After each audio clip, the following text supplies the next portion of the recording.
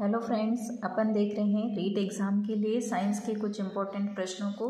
इसी कड़ी में आज हम ध्वनि टॉपिक से संबंधित कुछ प्रश्नों को डिस्कस करेंगे। तो चलिए फ्रेंड्स, शुरू करते हैं अपनी आज की क्लास। फर्स्ट क्वेश्चन है, ध्वनि संचरित हो सकती है केवल वायु या गैसों में, केवल ठोसों में, केवल द्रवों में, ठोसों, द्रवों तथा गैसों में। तो यहाँ पर आंसर आ जाएगा ठोसों, द्रवों और गैसों, यानी कि ये तीनों में ही संचरित हो सकती है, क्योंकि ध्वनि के संचरण के लिए माध्यम की आवश्यकता होती है। नेक्स्ट क्वेश्चन है, सड़क के किनारे तथा अन्य स्थानों पर वृक्ष लगाने से ध्वनि प्रदूषण को किया जा सकता है अधिक, कम, कोई परिवर्तन नहीं, इनमें से कोई नहीं। तो पेड़ लगा करके हम ध्वनि प्रदूषण को कम कर सकते हैं, तो इसका ऑप्शन बी राइट होगा। नेक्स्ट क्वेश्चन है फ्रेंड्स, ध्वनि संचरित नहीं हो सकती है ठोस में, गैस में, द्रव में, निर्वात में। तो ध्वनि जो है वो किस में संचरित नहीं हो सकती है? निर्वात में, क्योंकि इसके संचरण के लिए माध्यम की आवश्यकता होती है। ठीक है फ्रेंड्स। नेक्स्ट क्वेश्चन है, निम्न में से असत्य कथन है, यानी आपको असत्य कथन इसमें से बताना है। ऑप्शन है ए है, कंपन का आयाम जितना अधिक होता है ध्वनि उतनी ही प्रबल होती है। ये बिल्कुल सही कथन है। ठीक है। नेक्स्ट ऑप्शन है, कंपन की आवृत्ति ज़्यादा होने पर तारत्व ज़्यादा होता है और ध्वनि ज़्यादा तीक्ष्ण होती है। तो ये भी कथन सही है। नेक्स्ट ऑप्शन है, अप्रिय ध्वनियाँ स्वास्थ्य के लिए लाभदायक होती है। ये गलत है। कैसी होती है? हानिकारक होती है। मानव वाक तंतुओं के कंपन द्वारा ध्वनि उत्पन्न करते हैं। ये कथन सही है। हमें असत्य कथन पूछा है, तो ऑप्शन सी इसका राइट आंसर हो जाएगा। ठीक है फ्रेंड्स।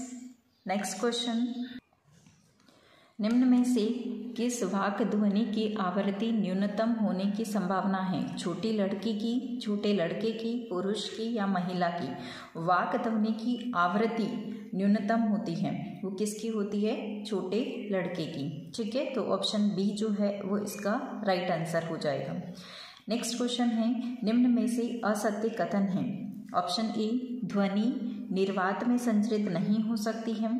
बिल्कुल सत्य कथन है। ठीक है, ध्वनि निर्वात में संचरित नहीं हो सकती, क्योंकि इसका संचरण ठोस, द्रव या गैस माध्यम में होता है। नेक्स्ट ऑप्शन है, किसी कंपित वस्तु की प्रति सेकंड होने वाले दोलनों की संख्या को इसका आवर्तकाल कहते हैं। ये गलत है। प्रति सेकंड होने वाले दोलनों की संख्या को आवृत्ति कहते हैं। तो ये ऑप्शन बी राइट होगा, क्योंकि असत्य कथन पूछा है। ऑप्शन सी है, यदि कंपन का आयाम अधिक होता है तो ध्वनि भी अधिक होती है। ये बिल्कुल सही है।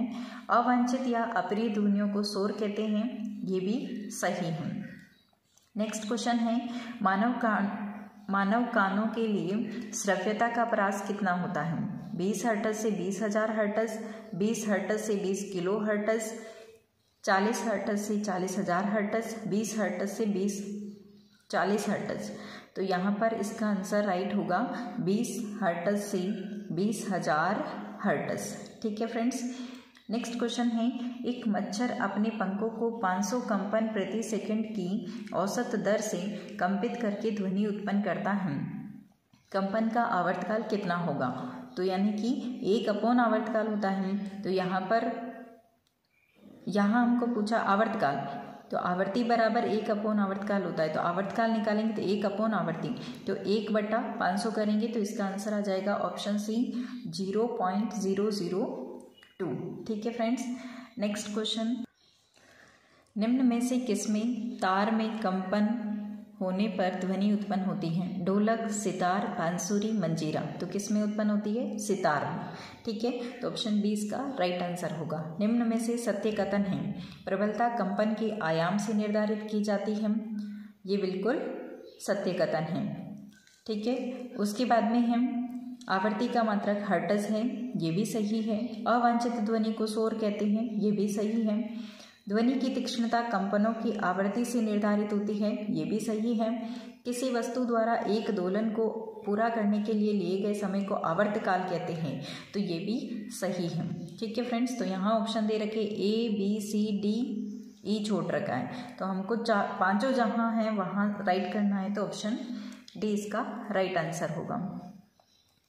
नेक्स्ट क्वेश्चन है, पुरुषों व महिलाओं में वाक तंतुओं की लंबाई लगभग होती है 20 mm, 15 mm, 25 mm, 30 mm, 10 mm और 20 mm, यानी पहले पुरुषों की दे रखी है फिर महिलाओं की। तो बताइए कौन सा इसका ऑप्शन राइट होगा?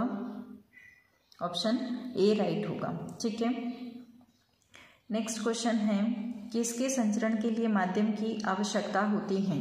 तो दाब, ताप, प्रकाश या ध्वनि? तो ध्वनि इसका ऑप्शन राइट हो जाएगा। ठीक है, कितने डेसिबल से अधिक की ध्वनि कष्टदायक होती है? 60 डेसिबल, 30 डेसिबल, 10 डेसिबल या 80 डेसिबल? तो कष्टदायक ध्वनि पूछी है तो वो 80 डेसिबल हो जाएगी। ठीक है फ्रेंड्स, तो आज की क्लास में इतना ही फ्रेंड्स, मिलते हैं नेक्स्ट क्लास में। तब तक के लिए thanks for watching this video. जय हिंद, वंदे मातरम।